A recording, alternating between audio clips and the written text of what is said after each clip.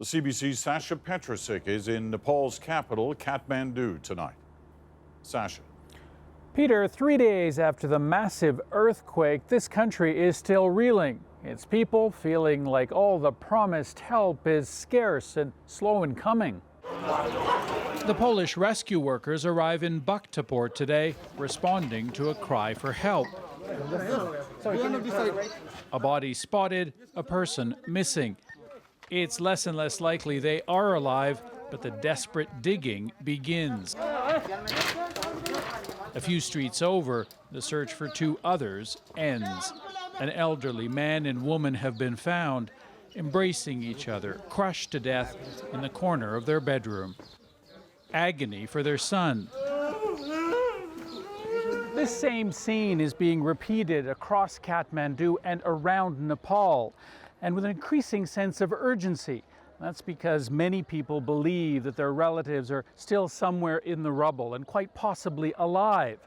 More and more, though, the story is turning out to be a sad one.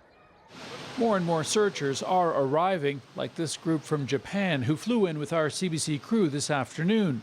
But the airport is congested and too little help is having trouble making it in.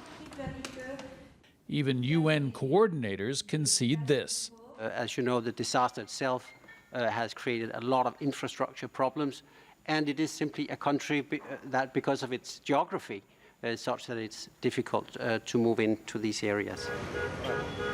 Gasoline is in short supply, with long lineups at the few working pumps.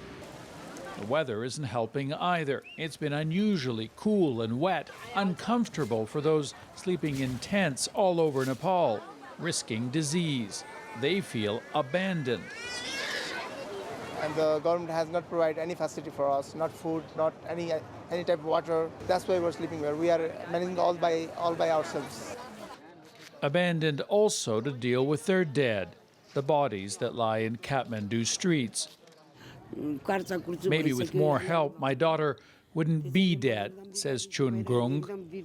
Aid organizations are promising to ramp up their efforts. Our flight today was full of representatives from the World Food Program, the World Health Organization, and the Red Cross, all of them saying this country is extremely vulnerable and needs much more help.